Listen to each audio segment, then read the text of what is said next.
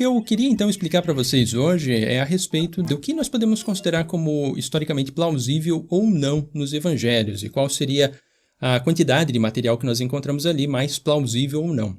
Isso porque ao longo dessa semana e da outra também anterior, em que eu fui lançando aqui alguns cortes de live sobre essa temática, abordando sobre questões relacionadas ao Jesus histórico, que eu abordei ali então com vocês, para aqueles que já acompanharam sobre quais são as fontes internas que fazem parte do cristianismo primitivo, ali do século I e II. Também abordei com vocês sobre quais seriam as fontes externas à Bíblia, que nos ajudam a compreender mais sobre a historicidade de Jesus, essas coisas assim.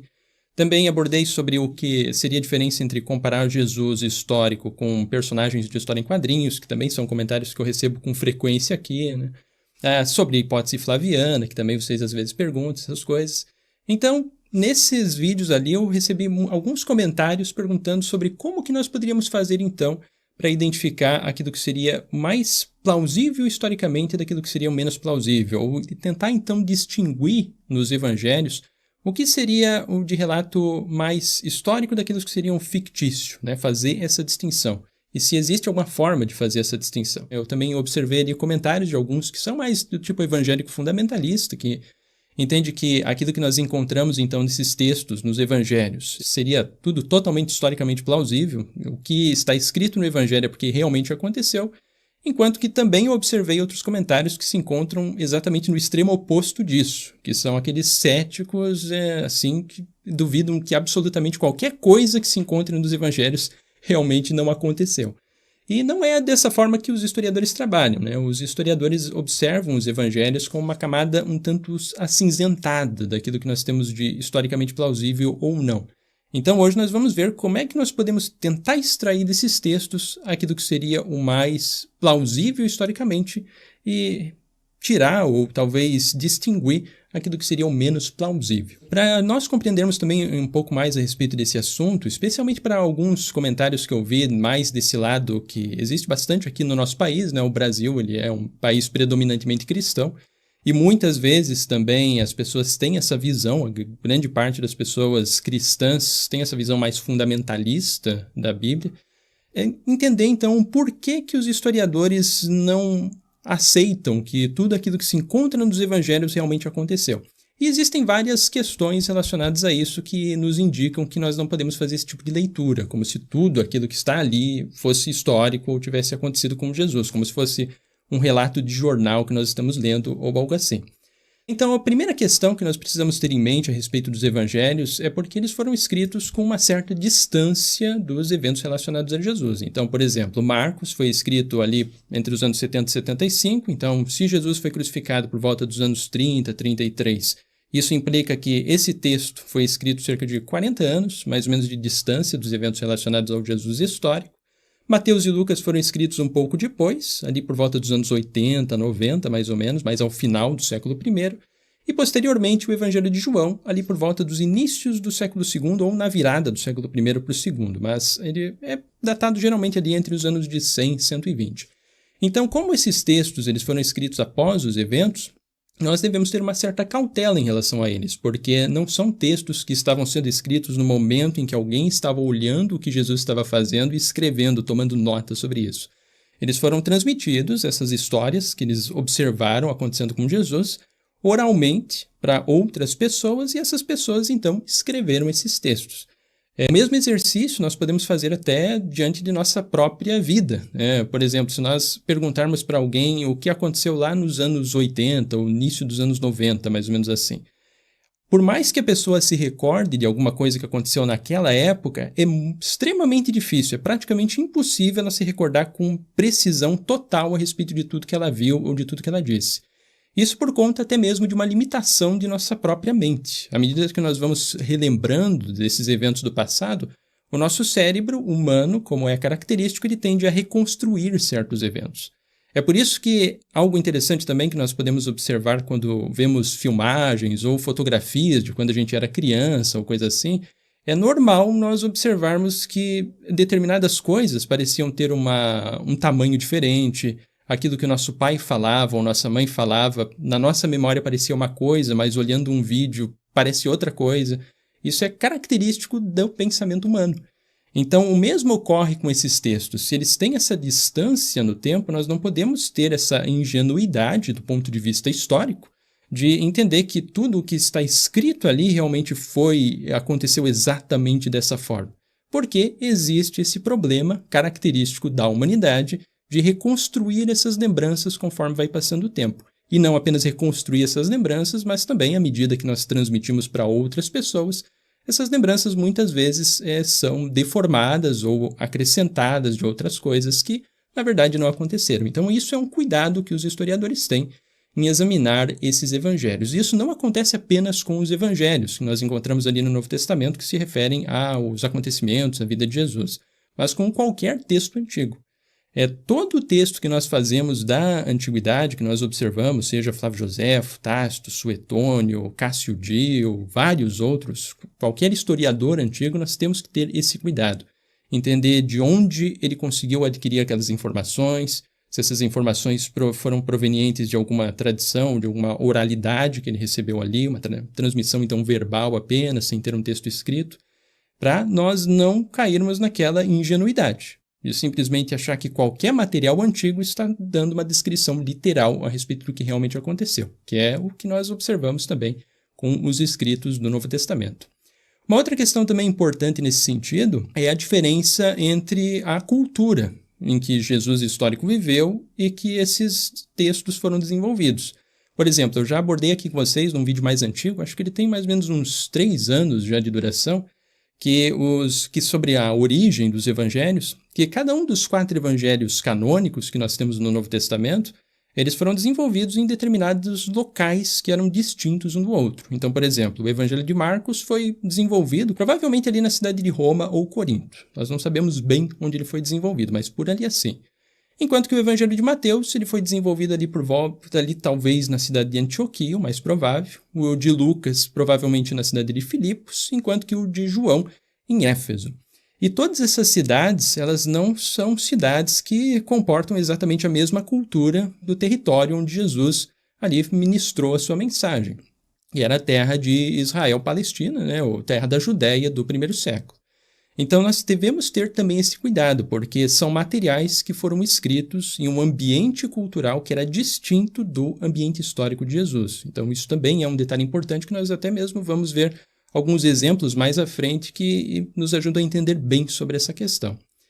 Outra questão também importante a respeito disso é que todos esses escritos dos evangelhos eles também não foram desenvolvidos por testemunhas oculares. Foram pessoas que entraram ali, os apóstolos, que entraram em contato com Jesus, que observaram esses eventos, transmitiram para outra pessoa e para outra pessoa. Talvez nós temos ali 3 ou 4 camadas de transmissão, uma para outra, antes desses evangelhos serem escritos. Existe uma certa dúvida em relação ao Evangelho de Marcos, se ele teve contato ali com o apóstolo Pedro diretamente, mas o Evangelho de Lucas e Mateus eles já são um pouco mais avançados nesse sentido.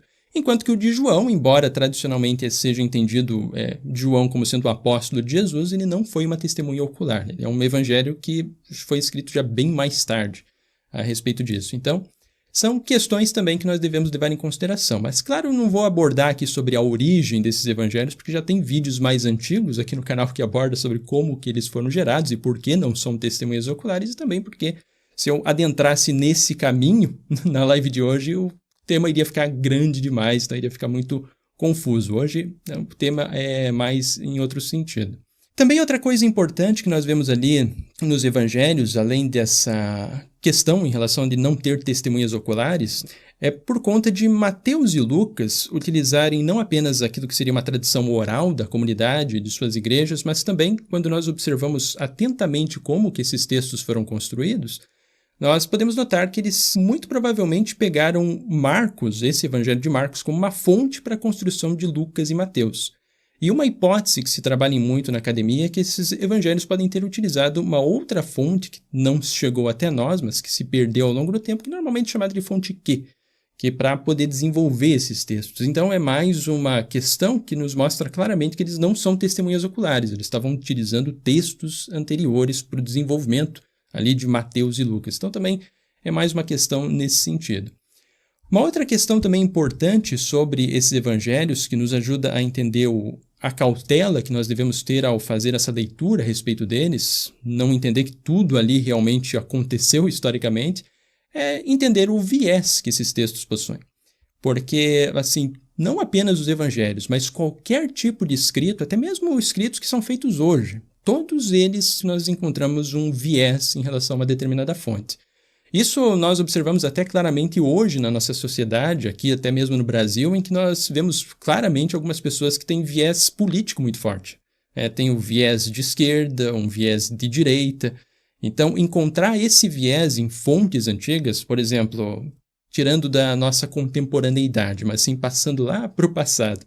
Existiam pessoas que tinham um viés pró-Roma, outros um viés pró-Babilônia, pró-Império Persa, essas coisas assim. Então, nós devemos tentar identificar também, como historiadores, qual seria o viés do autor do documento que nós estamos examinando. E no caso dos evangelhos, eles têm um viés que nós observamos ali que é fortemente teológico. Eles foram construídos, eles foram escritos, esses evangelhos, com um objetivo muito específico de ali aplicar ou dizer para a comunidade o qual esse evangelho seria lido. Que um outro detalhe importante também é que esses evangelhos não foram desenvolvidos para serem lidos individualmente por pessoas em suas casas, eles eram evangelhos que eram para ser lidos em público. A maioria das pessoas naquela época era analfabeta. Para aqueles que entrassem em contato com esses textos, acreditassem que Jesus é o Messias que cumpriu as profecias que estão lá nos textos que fazem parte daquilo que os cristãos mais tarde irão chamar de Antigo Testamento. Então eles foram construídos com esse viés, um viés teológico, de dizer que a mensagem dos cristãos era uma mensagem verdadeira, uma mensagem que deveria ser crida pelas pessoas. Isso nós vemos claramente tanto no evangelho mais antigo, o primeiro que foi desenvolvido ali, que é o evangelho de Marcos, por volta dos anos 70 e 75, quanto também no evangelho de João, que foi o último evangelho canônico a ser desenvolvido mais ali ao final do século I, ou mais provavelmente ainda nos inícios do século II. Como, por exemplo, em Marcos, capítulo 1, verso 1 a 2. Logo no início desse evangelho, nós observamos claramente ali o viés do autor desse evangelho, em que ele afirma exatamente o seguinte: princípio do evangelho de Jesus Cristo, Filho de Deus, conforme está escrito no profeta Isaías: eis que eu envio o meu mensageiro diante de ti, a fim de preparar o teu caminho, que aqui fazendo uma referência ao texto lá de Malaquias, capítulo 3, verso 1, que os cristãos então interpretam como sendo uma referência a João Batista. Então aqui nós observamos já bem que a função desse texto é exatamente essa, citar profecias que os cristãos interpretavam ali para se aplicar a João Batista, a Jesus, para poder identificar que Jesus está cumprindo essas profecias. Esse é o viés desse autor. E o mesmo ocorre também, ainda de forma mais clara, com o Evangelho de João. Jesus fez ainda diante dos seus discípulos muitos outros sinais, que não se acham escritos nesse livro. Esses, porém, foram escritos para crerdes que Jesus é o Cristo, ou Messias, o Filho de Deus, e para que, crendo, tenhais vida em seu nome. Então, eles não são textos neutros, eles são textos que têm claramente esse viés. Foram feitos para que as pessoas que entrassem em contato com esse material acreditassem que Jesus é o Messias e que, acreditando nele, recebessem a vida eterna, conforme ali os cristãos, então, estavam pregando, né? Então, esse é o viés desses textos. E também existem outras questões, além dessa questão relacionada ao viés, de eles não serem testemunhas oculares, de uma cultura diferente. Ainda sobre cultura, um outro ponto que não mencionei anteriormente, mas também, além dessa diferença cultural, ali de Jesus histórico, estar vivendo em Israel-Palestina, Judeia do primeiro século, e esses textos forem escritos em outros lugares, também a própria língua é diferente. Porque enquanto o Jesus histórico e os seus discípulos falavam aramaico, os evangelhos foram escritos em outro idioma, que era o grego. Então isso também é um aspecto importante que nós vamos ver um pouco mais à frente ali, o porquê dessa importância. Outra questão também que nós devemos ter cautela em relação aos evangelhos é a ausência de fontes externas que corroboram algumas das coisas que nós encontramos ali, né? Então é uma certa cautela que nós temos. Por exemplo, o massacre dos inocentes por Herodes, que é mencionado lá em Mateus capítulo 2, verso 16 e 18. Não há nenhuma fonte antiga, além desse evangelho, que menciona isto, o que nos aqui acrescenta uma certa cautela, porque, bom, se não menciona, então não significa que ele pode ter simplesmente inventado esse tipo de coisa, sendo que não é um evento super importante, massacre de pessoas não ser mencionado por absolutamente ninguém. Então é um ponto de alerta que nós devemos ter. Também sobre questões até meio milagrosas, como é a questão, por exemplo, da estrela que guiou os magos no Oriente, lá também, no Evangelho de Mateus, capítulo 2, versos 1 a 12, ali que menciona. Não existe nenhum outro manuscrito antigo mencionando alguma estrela seguindo, que é um evento que seria visto por milhares de pessoas, também é muito estranho, nos acende uma cautela em relação à historicidade desse texto. O censo de Quirino, também no tempo de Herodes, mencionado no Evangelho de Lucas, capítulo 2, verso 1 a 5, nós sabemos que Quirino se tornou governador só depois da morte de Herodes, uns 10 anos depois, e que esse censo ocorreu cerca de 10 anos depois. Não temos conhecimento de nenhum censo ainda nos tempos de Herodes, que levanta mais uma cautela histórica. Também, sobre até o que vocês mencionaram ali no início da live, a ressurreição de muitas pessoas ali durante a morte de Jesus, que alguns até dizem que seria quase que um apocalipse zumbi, né? Essas coisas assim, meio até dizendo pejorativamente, alguns vi, mas vamos ver mais à frente também sobre ele. Mas que também é um evento extraordinário que, se existisse mesmo pessoas ressuscitando, nós precisaríamos encontrar outras fontes mencionando a respeito disso, que nós também não temos, o que também já acende mais uma cautela, além de outros eventos também bastante fantásticos que nós encontramos ali. Por exemplo, Jesus nascendo a partir de uma virgem, que é mencionado tanto em Mateus quanto em Lucas, a transfiguração de Jesus, um evento extraordinário, Jesus caminhando sobre as águas, a tentação de Jesus no deserto ali por Satanás, o diabo, que é uma crença claramente religiosa de uma cultura em específica. Temos a ressurreição de Lázaro, a ressurreição de Jesus, que é mencionada em todos os evangelhos, é o ponto fundamental da fé cristã, a ascensão de Jesus ao céu. Então, todas essas questões ali, que são eventos fantásticos, também nos acendem várias cautelas do ponto de vista histórico a respeito desses textos. Então, é o cuidado que nós devemos ter ao examinar eles. E basicamente, então, por que os historiadores não podem aceitar esses eventos, principalmente relacionados a milagres? Sobre isso até eu já expliquei em uma live anterior aqui, o porquê que os historiadores não aceitam os milagres. Mas é basicamente aqui só para reiterar o que eu já disse em lives anteriores e até em cortes de lives sobre isso. É porque esses milagres eles violam as leis naturais, então para o historiador isso se torna um evento não verificável. Nós não podemos confirmar que isso realmente existiu, porque viola todas as leis conhecidas do mundo natural. Também um outro problema é porque muitos desses milagres e eventos extraordinários eles têm paralelos com lendas antigas e outras figuras religiosas da época, como é o caso de Hércules, Apolônio de Tiana, Alexandre, Júlio César, que também realizaram milagres de certa forma semelhantes com algumas questões que nós encontramos ali nos evangelhos. E também o que nós observamos claramente é que eles servem a uma função teológica muito específica desses autores, que era afirmar que Jesus é o Filho de Deus, Messias e Salvador. Então, esse viés teológico também acrescenta mais essa cautela do ponto de vista histórico, então nós não podemos aceitar tudo o que está ali.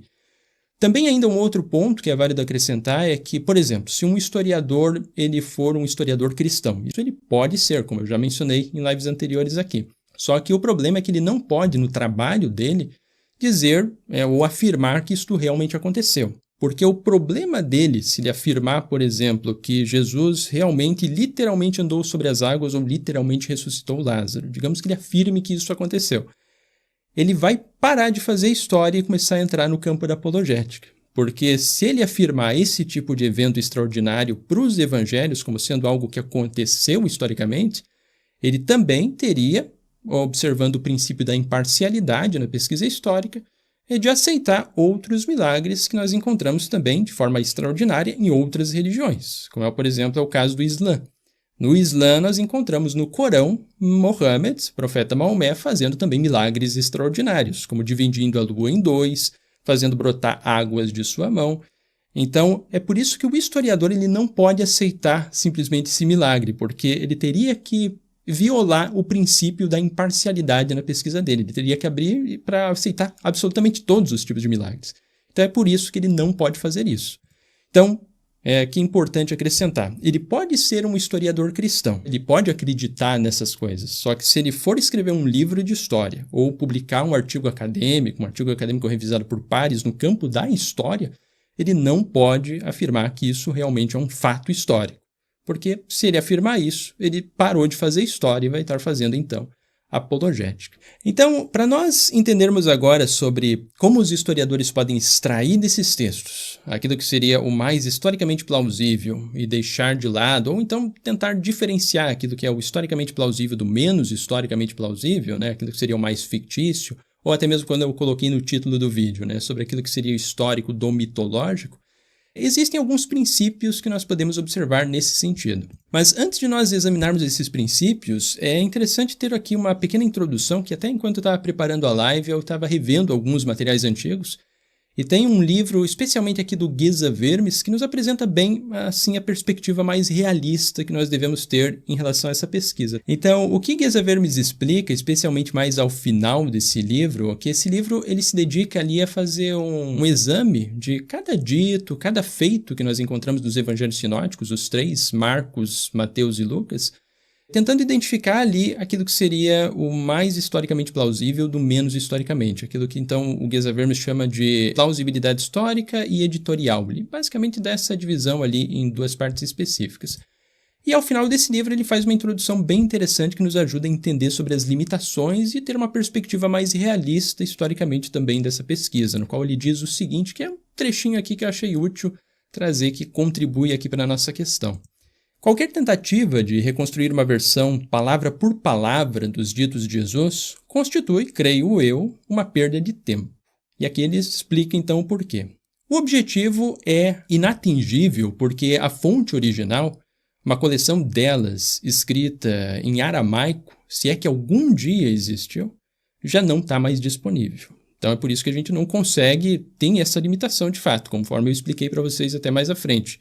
Se existiu alguma fonte em aramaico, não existe mais, e as fontes que nós temos hoje são distantes dos eventos e criadas por uma outra cultura em um outro idioma. Então aqui está uma complicação dessa pesquisa. Tudo o que temos é uma reconstrução secundária em grego. Num domínio como este, a uma distância de 2000 anos, certezas estão além do alcance do estudioso. A tarefa menos irrealista é pesar e classificar as probabilidades. Então esse daqui é um ponto muito importante que Geza Vermes aqui coloca, que é basicamente o ponto que é colocado por todos os historiadores que fazem essa pesquisa sobre o Jesus histórico. Quando nós estamos falando sobre aquilo que ocorreu ou não com Jesus, nós não estamos falando de fatos específicos ou algo que nós podemos comprovar com 100% de certeza total. Nós estamos nos referindo a probabilidades. Nós podemos identificar ali determinados trechos, versos, perícopes, determinadas partes dos textos dos evangelhos que seriam mais prováveis de terem acontecido e as menos prováveis, e tentar fazer essa diferenciação. Mas afirmar com certeza total e absoluta de que uma coisa aconteceu realmente dessa forma, ou então duvidar completamente absoluta que uma coisa que Jesus fez ou disse não aconteceu, já não está no campo propriamente daquilo que é ao nosso alcance. Nós trabalhamos com probabilidades nesse sentido da pesquisa e não com certezas absolutas. E ele dá continuidade ainda no texto acrescentando mais algumas coisas também bem importantes. Do lado menos pessimista, vale observar que o princípio fundamental da crítica do Novo Testamento, a saber, que o ônus da prova cabe à reivindicação de autenticidade, é em grande medida equivocado, o que parece ser até um contrassenso, mas ele vai explicar aqui o porquê disso. A tese de que, na ausência de provas definitivas da autenticidade de um dito de Jesus, deve ser declarado inautêntico, é logicamente falha. Isso porque a ausência de prova não é prova de ausência. E ele continua. A incapacidade de demonstrar que uma máxima atribuída a Jesus pelos evangelistas provém realmente dele não significa que ele nada tem a ver com ela. Significa apenas que nós não temos condições de provar que ele teve. Isso é, em outras palavras, a falta de evidência positiva não implica uma negação categórica, mas sim uma suspensão do julgamento ou uma certa cautela em relação a isso. E ele continua ainda mais uma parte final aqui. A insuficiência de provas não prova automaticamente que uma afirmação não é verdadeira. Apenas põe um ponto de interrogação depois dela. Do mesmo modo, a falta de certeza é compatível com vários níveis de probabilidade. Isso é, não se trata de tudo ou nada nessa pesquisa, mas de graus de confiança baseados nas evidências disponíveis. Então é basicamente isso que se trata essa pesquisa para tentar identificar o que seria menos plausível e mais plausível historicamente sobre Jesus. Probabilidades e não certezas absolutas. É por isso até mesmo que muitas vezes perguntam aqui no canal para mim sobre o que seria o Jesus histórico, se ele seria, como até foi uma pergunta inicial, se ele seria um terrorista que se revoltou contra o Império Romano, se ele seria, como já vi outras perguntas, seria tipo um mago, uma pessoa mágica, alguma coisa assim. Existem várias perspectivas diferentes que, dependendo do historiador, ele apresenta sobre Jesus. E essas perspectivas distintas no campo acadêmico sobre quem foi realmente Jesus, elas diferem porque, infelizmente, nós não podemos trabalhar com graus de certeza absoluta sobre quem ele foi. Nós podemos apenas trabalhar com graus de probabilidade. E alguns acadêmicos dão um grau maior de probabilidade para determinados feitos, enquanto menor para outros feitos. Então é por isso que ocorre. É uma pesquisa que sempre está continuando a ser desenvolvida. E o Jesus histórico é uma construção ou uma tentativa de reconstruir quem foi Jesus, e não simplesmente algo que nós podemos afirmar com certeza absoluta e total de quem ele foi. Lembrando, até mesmo como eu já ressaltei em lives anteriores para vocês, que até mesmo sobre a historicidade de Jesus, nós não temos como historiadores afirmar totalmente ou categoricamente, com 100% de certeza, sua própria existência. A existência de Jesus ela é aceita plenamente por maior parte dos acadêmicos, mas só que isso é aceito como um grau de probabilidade muito grande. Se chega ali, dependendo do historiador, entre 95% e 99% de certeza que Jesus existiu. Mas nós não podemos conseguir alcançar esse 100% de certeza, devido a essa dificuldade em relação às fontes. Então é essa uma questão também importante. Sobre ainda esse texto e essa obra de Geza Vermes, logo ao final dele, que também foi perguntas que vocês fizeram aqui já em alguns vídeos de cortes de live anteriores, sobre qual seria a porcentagem ali então dos evangelhos que nós teríamos de aquilo que seria mais plausível do menos plausível historicamente. Até teve uma live que eu fiz alguns anos atrás, acho que uns 4 ou 5 anos com Daniel Gontijo, em que em determinado momento ele perguntou qual seria a porcentagem de aquilo que nós teríamos historicamente correto no evangelho ou não. E naquele momento eu tinha afirmado, eu acho que isso giraria em torno de 60% mais ou menos, em que 60% seria o historicamente mais plausível, enquanto os 40% estaria ali naquilo que seria o menos histórico, seria o mais fictício. Mas, na verdade, comparando o que Geza Vermes afirma ali nesse livro, que até naquele momento eu só joguei um dado meio que de memória do que eu tinha lido, mas não tinha comparado todos os números que o Geza Vermes apresenta. Ele menciona ali no livro dele cerca de 140, um pouco mais de 140 ditos como sendo plausíveis e um pouco mais de 130 como sendo editoriais. Então, uma porcentagem mais correta com o pensamento do pesquisador Geza Vermes estaria em torno de 52% como histórico e 48% como fictício nos evangelhos sinóticos, os três.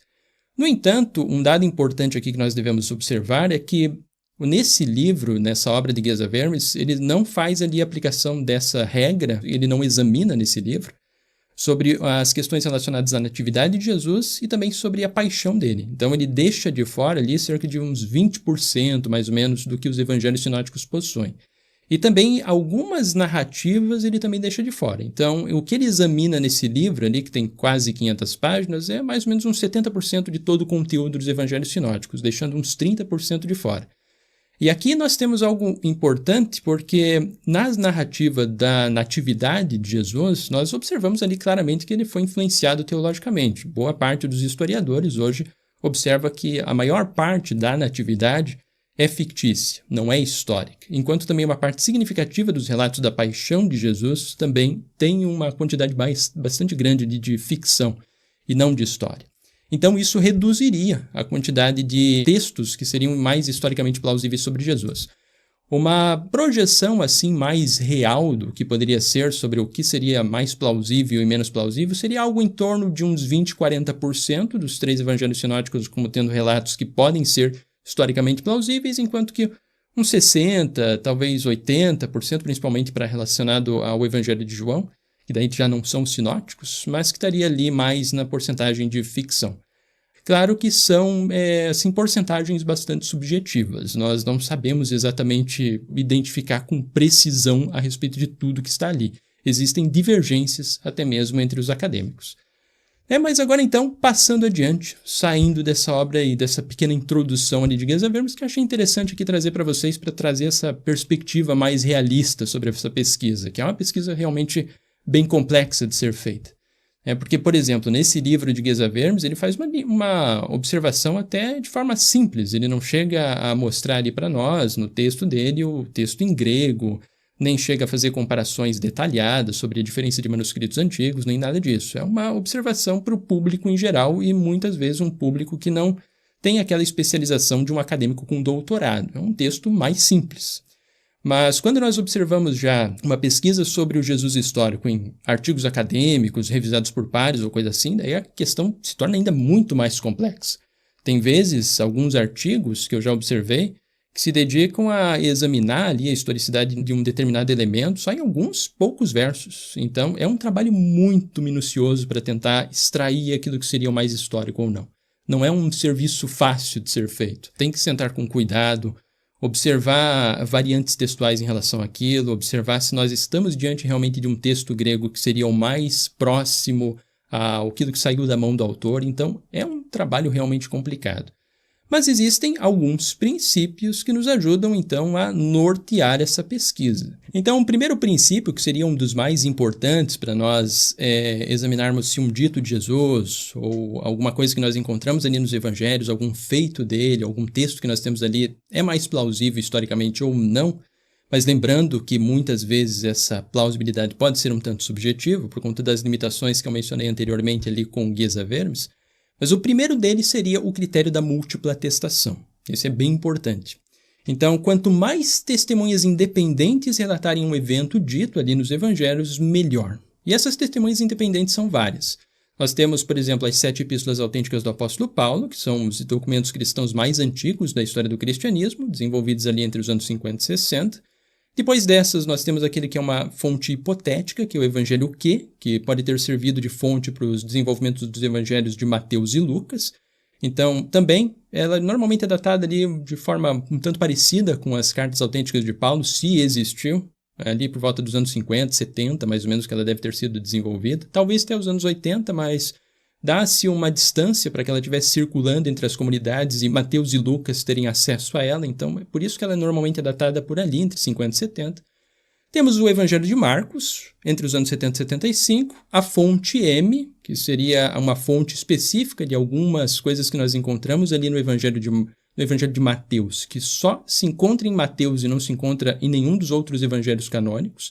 Temos a fonte L, que é uma tradição também especial de Lucas, por isso que é chamado fonte L, né? Fonte M, tradição especial de Mateus, e fonte L, tradição especial de Lucas. Depois temos o Evangelho de João, mais ali no início do segundo século. Também temos os textos de Flávio Joséfo, Tácito, o Evangelho de Tomé, se bem que o Evangelho de Tomé nós temos que ter uma certa cautela, porque, por exemplo, aqui no Brasil, quem aceita o Evangelho de Tomé como sendo um documento antigo para a pesquisa do Jesus histórico é o André Chevitarese e também a Juliana Cavalcante. São 2 pesquisadores nesse sentido que aceitam ele como autêntico, porque eles também pegam ali muitas ideias de John Dominic Crossan, que eles se baseiam muito nos trabalhos dele. E o Crossan, ele se baseia também nessa ideia, ele defende essa ideia de que o Evangelho de Tomé seria bastante antigo. Mas é uma visão que, na maior parte dos acadêmicos, é uma visão mais minoritária. Muito mais acadêmicos defendem que ele seria um texto, talvez ali, do século II, ou talvez até metade do século II, e não ainda do século I. Existe essa dúvida em relação à pesquisa acadêmica. Mas pode ser, talvez, que ele tenha ali alguma coisa que não entrou em contato com a tradição dos evangelhos sinóticos, e sim que foi transmitido oralmente de alguma outra forma e foi escrito ali no Evangelho de Tomé. Então, ele pode ser utilizado, talvez, com cautela, como mais uma fonte para o Jesus. E também o Evangelho de Pedro, que também tem esse mesmo problema, assim, um tanto parecido com o Evangelho de Tomé. Ele possivelmente também tem tradições independentes dos evangelhos sinóticos. Ele foi desenvolvido ali nos inícios do século II, ali por volta dos anos 130, mais ou menos. Então, estas são as múltiplas atestações sobre Jesus, e que nós encontramos ali alguns ditos dele que poderia nos ajudar. Então, se mais fontes mencionam esses ditos, existe uma plausibilidade histórica maior em relação a elas. Significa que é mais historicamente provável que Jesus tenha dito isso. Não significa que isso realmente aconteceu. Não é 100% de certeza. Significa apenas que é mais provável de ter acontecido. Então, um exemplo aqui que eu trouxe para vocês, até mesmo é o exemplo que eu escrevi lá na minha apostila que eu desenvolvi em 2019, que os apoiadores aqui do canal pelo Apoia-se já têm ali esse exemplo na apostila. Seria um exemplo a menção de Paulo ali em 1 Coríntios capítulo 7, verso 10, 11, que ele faz uma menção ali de Jesus tendo proibido o divórcio. Essa fonte é interessante porque ela é uma fonte antiga, porque um outro princípio histórico que também nós levamos em consideração quando fazemos essa pesquisa é sobre a antiguidade das fontes. E não apenas em relação ao Jesus histórico, mas também a qualquer pesquisa que nós estamos fazendo sobre qualquer evento antigo. Quanto mais próximo uma fonte está do evento que ela está descrevendo, seria maior a possibilidade de ela estar trazendo ali uma informação correta, justamente por conta daquele problema que eu expliquei no início da live para vocês. Sobre, conforme mais passa o tempo, maior é a possibilidade de a nossa mente, como seres humanos, acabar deformando aquela informação inicial. E ainda mais ainda se essa informação foi transmitida por uma outra pessoa que transmitiu para outra pessoa e assim por diante. Isso tudo causa problemas. Então devemos também ter cautela em relação a isso. Já em relação a aqui, 1 Coríntios 7, versos 10 a 11, que menciona ali um dito de Jesus, nós estamos ali a uma distância de mais ou menos uns 20 a 25 anos do Jesus histórico. Então isso é interessante para nós do ponto de vista histórico. E já essa questão ali de Jesus tendo proibido o divórcio, nós encontramos uma afirmação muito semelhante lá em Marcos, capítulo 10, verso 11 a 12, em que ele também faz essa proibição. Então aqui é um exemplo em que nós temos duas fontes bastante antigas que mencionam Jesus falando sobre a proibição do divórcio. Então isso implica, da perspectiva histórica, pelo fato de nós termos múltipla atestação e duas fontes bastante antigas, que a plausibilidade de Jesus ter dito isso realmente ela é mais elevada. Não significa uma certeza absoluta. Significa que é mais plausível historicamente de que isso tenha acontecido. Nesse sentido que se trabalha. Agora, existem ainda detalhes interessantes a respeito desse, porque Lucas, utilizando o Evangelho de Marcos como fonte, ele também menciona basicamente a mesma coisa lá em Lucas, capítulo 16, verso 18. No entanto, se nós observarmos o Evangelho de Mateus, capítulo 5, verso 32, que menciona basicamente essa mesma tradição que ele emprestou ali do Evangelho de Marcos, ele faz uma pequena alteração nela, em que ele acrescenta a cláusula de a não ser por motivo de prostituição. Isso aqui é bem interessante porque, como nós não encontramos essa cláusula nas duas fontes mais antigas, é mais plausível historicamente que o próprio evangelista Mateus tenha inventado essa cláusula e não que ela seja diretamente da boca de Jesus, porque senão nós deveríamos observar isso nas fontes mais antigas. Lembrando que não é certeza absoluta, né? Nós trabalhamos aqui com probabilidades. É mais plausível que esse dito ali, essa cláusula, não tenha sido dito por Jesus, enquanto que a cláusula do divórcio sim. Então é nesse sentido assim que os historiadores vão trabalhando e vão tentando ali entender sobre essas questões. Uma outra questão também muito importante, um outro princípio, além da múltipla atestação, é o princípio chamado de coerência social. Isto é, os eventos narrados nos evangelhos, e não apenas dos evangelhos, mas em qualquer fonte histórica antiga, ele tem que ser coerente com o contexto histórico e social o qual ele está narrando. Aqui eu trouxe um exemplo bem interessante sobre a questão do paralítico, que é mencionado lá em Lucas, capítulo 5, verso 19. É um texto que ele menciona que é bem conhecido, até tem muitos filmes que trazem a respeito disso, de que desceram um paralítico diante de Jesus, né? Então tiraram ali, segundo Lucas, eles afastaram as telhas ali da casa e desceram um paralítico ali para ser curado por Jesus.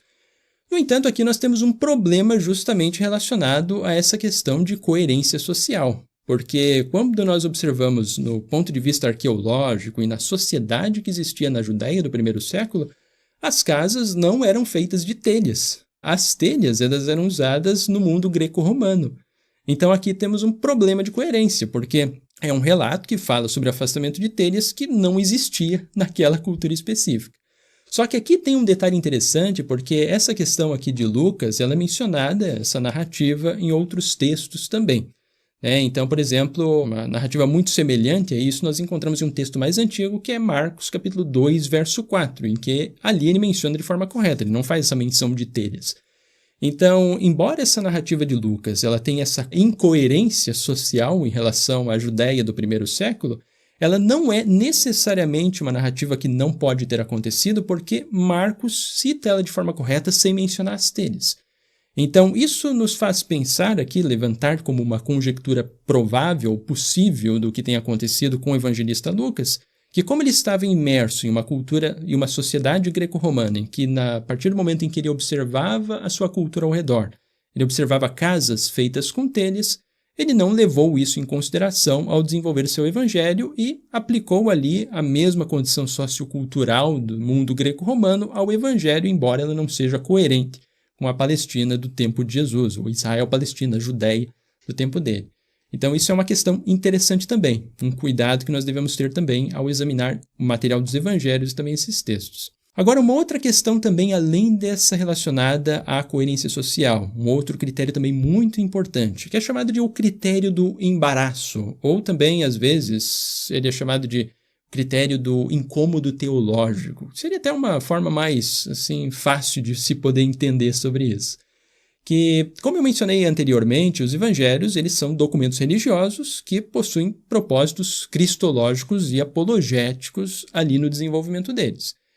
Então, esse critério relacionado ao embaraço, ele se refere a qualquer informação que não possui um paralelo com o ensino tradicional da igreja, ele carregará consigo, consequentemente, uma maior probabilidade histórica de ter acontecido, porque ele não foi motivado teologicamente e ali ele tem uma certa dissimilaridade com o ensinamento da igreja, né? Um certo incômodo teológico ali.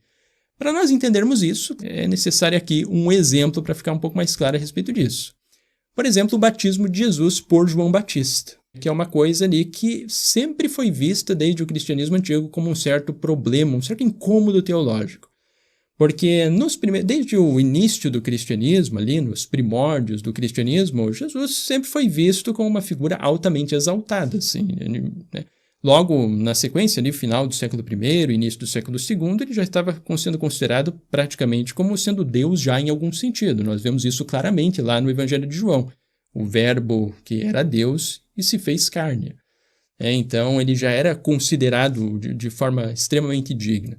E também ali no final do século I, nós temos até mesmo a própria ideia de que Jesus nasceu de uma virgem. Então, a dignidade dele era realmente muito grande. Então, por que eles colocaram aqui Jesus sendo batizado por João Batista? Qual seria a motivação teológica cristã para desenvolver essa narrativa?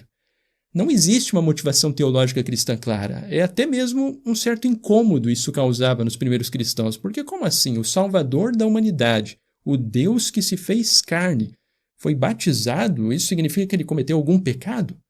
Então isso vai, de certa forma, contra a teologia ou contra os projetos, os princípios teológicos dos primeiros cristãos.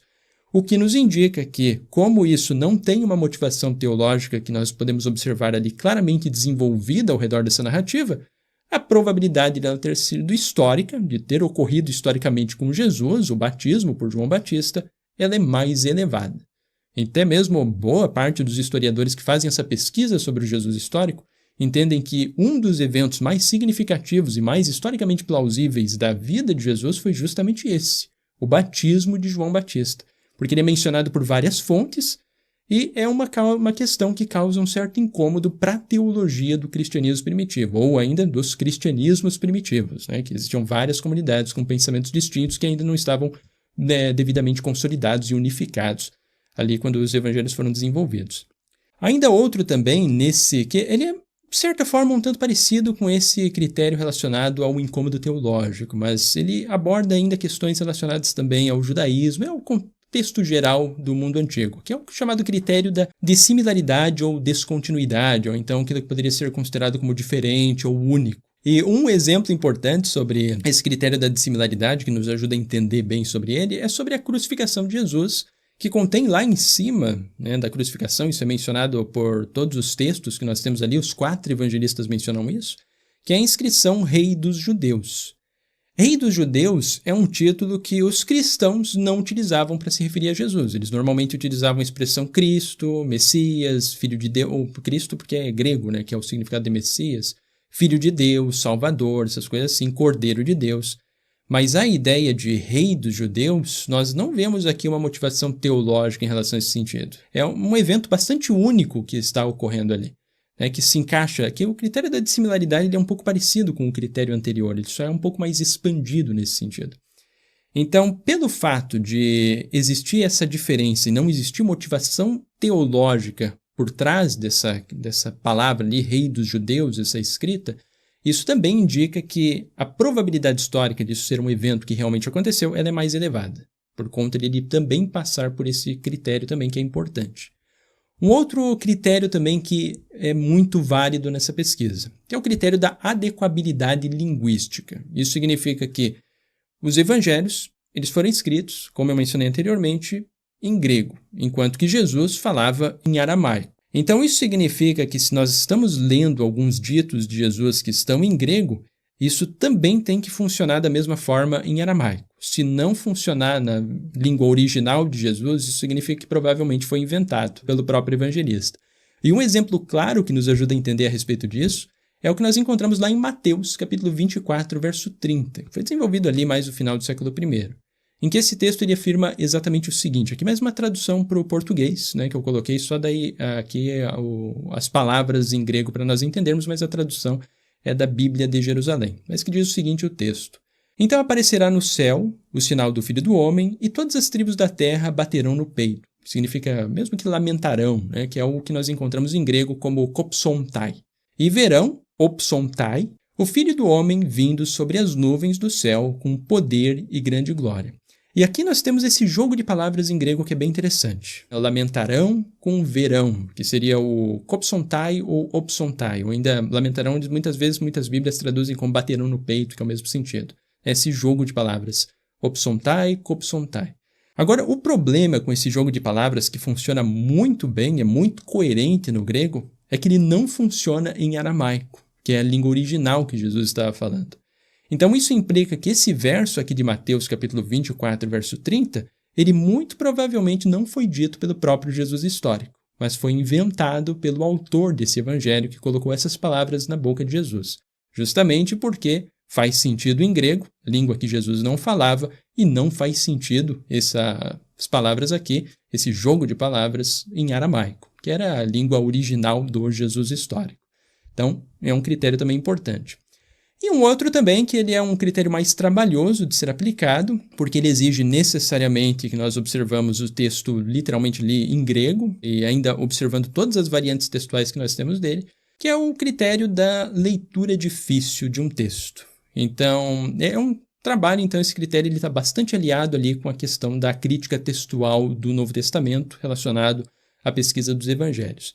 Que ele significa basicamente que frases que possuem uma leitura mais difícil, que se comparada a outros manuscritos antigos, ou ainda paralelos nos evangelhos, ela possui então uma maior possibilidade de remontar a um texto primitivo, então com maior peso histórico, pois a tendência dos primeiros copistas era tornar o texto compreensível ao seu público grecofônico. E também é aplicado para identificar manuscritos que possuem alterações ou acréscimos de tendências dogmáticas realizadas por copistas posteriores. Então, para ficar um pouco mais claro essa questão, um dos exemplos é o que nós encontramos lá em Lucas, capítulo 2, versos 27, 41, 43 e 48, em que nós temos ali alguns manuscritos que mencionam que ali, no caso de Jesus, nesses textos, os seus pais, que é mencionado ali, enquanto que outros manuscritos antigos mencionam no lugar de seus pais a mãe de Jesus, muito provavelmente com o objetivo de harmonizar mais facilmente com a doutrina do nascimento virginal, porque daí não tem esse problema ali de José estar aparecendo ali em conjunto.